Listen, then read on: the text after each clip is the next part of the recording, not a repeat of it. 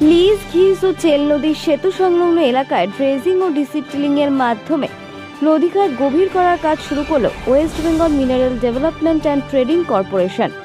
ইতিমধ্যেই লিজ নদীতে এই কাজ শুরু হয়েছে, শীঘ্রই ঘিস ও চেল নদীতে এই প্রকল্প চালু হবে।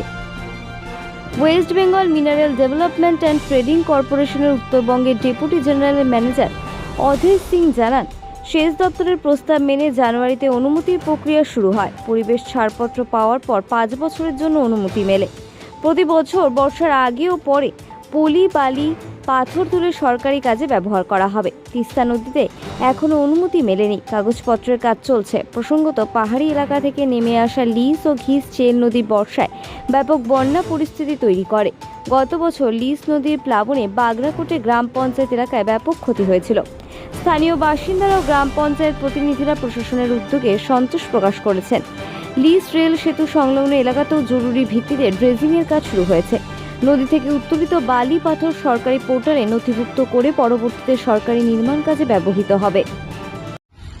হঠাৎ এই কাজ না, এটা তো দেখেন আমরা মোটামুটি 5 বছর থেকে গভর্নমেন্টকে আবেদন দিয়ে যাচ্ছি কি এই যে এখানকার যে জমি স্তরটা আছে অনেক উঁচু হয়ে গেছে।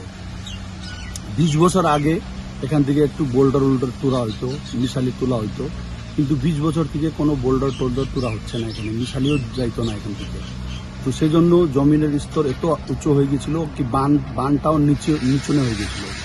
তো যত বন্যা আসতো এই বৃষ্টিকালে তখন সম্পূর্ণ বন্যা এই গ্রামের দিকে ডুবে যেত। তো আমাদের এটা 5 বছর থেকে কন্টিনিউ আমরা প্রয়াস করে যাইতাম, করতেছিলাম। তো এখন গিয়ে এটা WBMTCL এর উদ্যোগে এই কাজটা আমাদেরকে ড্রেজিং করা অনুমতি দিয়েছে। এখন শুরু করেছি, এই যে কয়েকদিন মাত্র হইল। অনেক অনেক অনেক রক্ষা পাওয়া যাবে, কেন কি আপনি দেখতে পারতেছেন এখানে ড্রেজিং হচ্ছে। তারপরে আমরা কি করতেছি, এই যে ড্রেজিং এর মালটা অ্যাকচুয়ালি এই যে বান দেখতেছেন, এই পাশে দেখুন বান বানাচ্ছি আমরা, জেসিবি কাজ করতেছে, মানে দেখেন ওখানে আপনি দেখতে পারেন।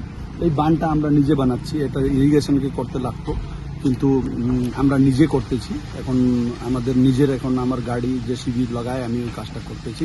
তো যাই হোক, এখন সম্পূর্ণ গ্রামবাসী খুশি আছে, আমরা সবাই খুশি আছি। তো এটা দিয়ে আমাদের পুরাই রাহাত হবে, না হলে পরে আমরা ত্রাইমম হয়ে যেতাম বৃষ্টিকালে। তো এখানে মানে পুরো অসুবিধা হইতো।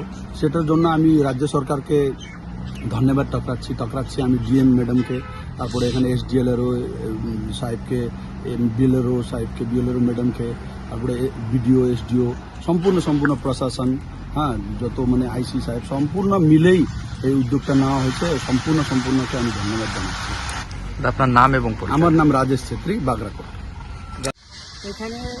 यहाँ पर जो नदी का अभी ब्लीचिंग हो रहा है, इससे हमको बहुत फायदा होगा। पिछली बार चंडा कंपनी में बाढ़ हो गया था, जिस नदी भर गया है। अभी पहाड़ी एरिया से बालू रेत लेके आके नदी को भर देता है, उसके बाद गांव की तरफ पानी घुस जाता है। ब्लीचिंग होने के बाद गांव वालों को राहत मिलेगा। ये पर चंडा कंपनी में बाढ़ हुआ था और इधर नीचे जालसा बस्ती है, वहाँ पर बाढ़ का स्थिति था। जो हमने हमारा यहाँ का समाज सेवी राजेश छेत्री, उसने पोकिंग लेके खुदाई करने के बाद बच गया था। इसके कारण से हम लोग के विगत 5 साल से बहुत कंप्लेन करने के बाद इस बार ब्लीचिंग का ऑर्डर निकला, उसके लिए ब्लीचिंग हो रहा है। इससे हम लोग को बहुत राहत मिलेगा। मतलब ये होने का बाद आपका बाढ़ नहीं आएगा? बाढ़ का संभावना कम है। इसका क्या है कि नदी गाँव में पानी नहीं जाएगा, खाल हो गया, नदी एक रूट से चला जाएगा अपना रूट में।